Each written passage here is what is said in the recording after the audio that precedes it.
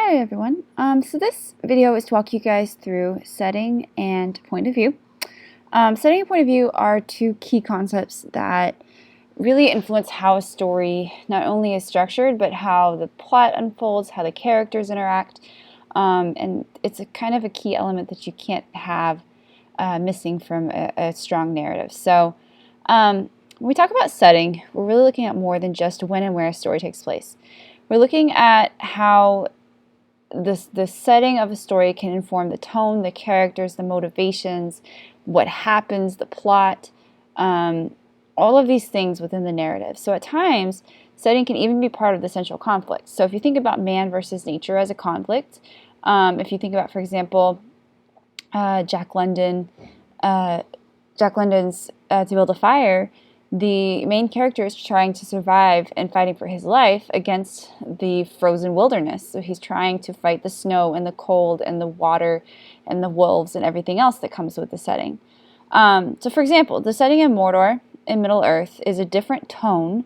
If you look at Lord of the Rings trilogies, it creates a very different tone, a different set of challenges, a different plot structure, and even different actions on behalf of the characters than, say, the Shire. Because in Middle-earth, in Mordor, the characters are fighting for their lives. They're fighting orcs, they're fighting the elements, they're fighting the barren landscape. And that kind of changes how they act versus how they act within the Shire, where they're safe and it's green and it's beautiful and it's home and there's, all kinds of kind characters. So the setting really can influence what's happening in the story beyond just where the story is taking place. So the setting can often be used to establish historical, geographical, or physical context as well.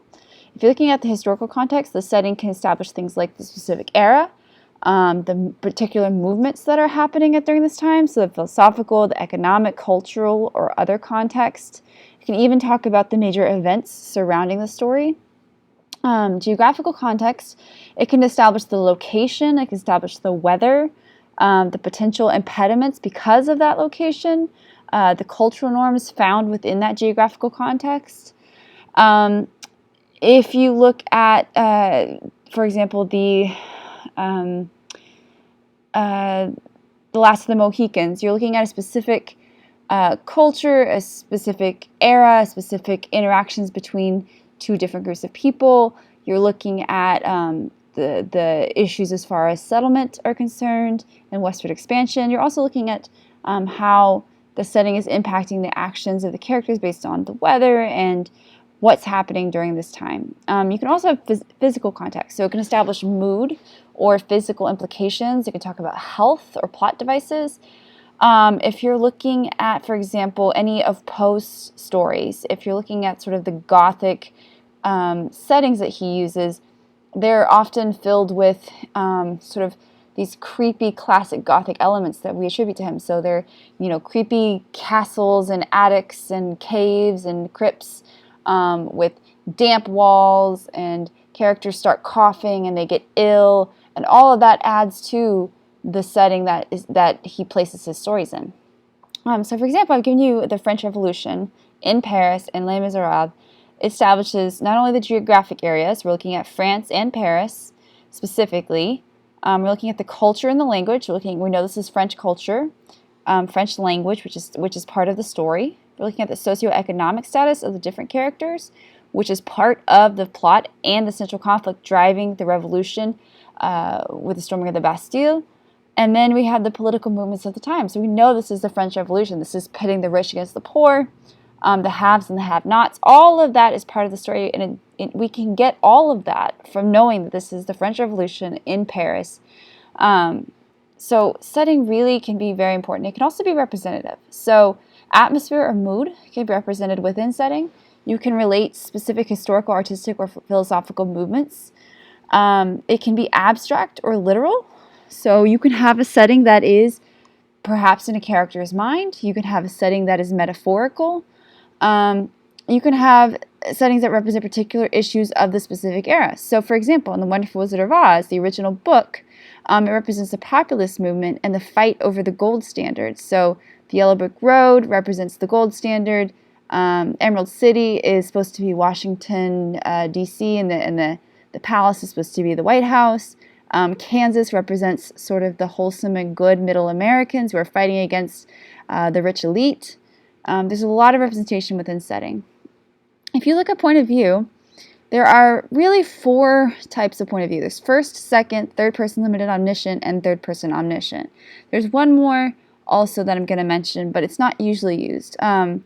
First person narration uses I as a pronoun. It describes the view from the narrator's perspective. So we're given a full view of the narrator's feelings, emotions, and motivations, and often this means we have a limited, if any, understanding of the other characters, their inward thoughts and motivations. We have to evaluate the reliability of the narrator. So first person is often used to have to show an unreliable narrator. So this can be someone who is conveying half-truths or lies that we as an audience may not know are half-truths or lies. We have to believe whatever the narrator is telling us. You can have more than one first-person narrator in a story. There is a short story I teach called In a Grove, and that one has 7 different perspectives surrounding a murder, and each of them is told in a first-person narration. So you get 7 different stories, and you have to figure out which one is the right one. You can get irony pretty easily from first-person narration. It's a great tool to use. Whether it's dramatic irony, where what is said is different than what happens in the story, or verbal irony, or any other form. Second-person narration relies on the pronoun you. It is not all that common. It offers generally a view of the audience as kind of the focus. So that's why it's generally not used, because you're speaking to the audience essentially, and you're saying something like, you went to the store, you got milk, you came back, you forgot the cookies. It doesn't generally make a usual narrative structure. Third-person limited omniscient is where you are using, the narrator is removing themselves, so they're not using I or you, but they're instead using he, she, they pronouns and proper nouns. So they went to the store, he did this, she grabbed that. The narration here offers a view of a single character's thoughts and feelings and motivations, but generally can't see into other characters the same way. So this offers a less personal view of the first person, while still integrating inward thoughts and feelings with the narrative structure. Third-person omniscient is where you can see into the thoughts, feelings, and motivations of all characters. You can convey your own attitude as the narrator towards these characters, so the way that they describe these characters can convey that attitude. And sometimes they break the fourth wall and they can speak directly to the audience. It doesn't often happen, but it is something that they like to play with in a lot of different narration styles. So the other form of narration that isn't often used is a purely objective narrator. It's less common than the other narration styles, and it means that there is no insight into the inner emotions, motivations, or feelings of a particular character. It only relies on what you can see and hear. So it would be something like, he grabbed the cookies from the table, he put one in his mouth, she reached over and knocked it out of his hand, they proceeded to fight. So that is really an objective narration. It doesn't make a terribly great narration style that's terribly engaging, so it's not often used, but it can be done, and it can be done quite effectively. And that is it for narration styles. So you guys are going to go ahead and move on to your next assignment.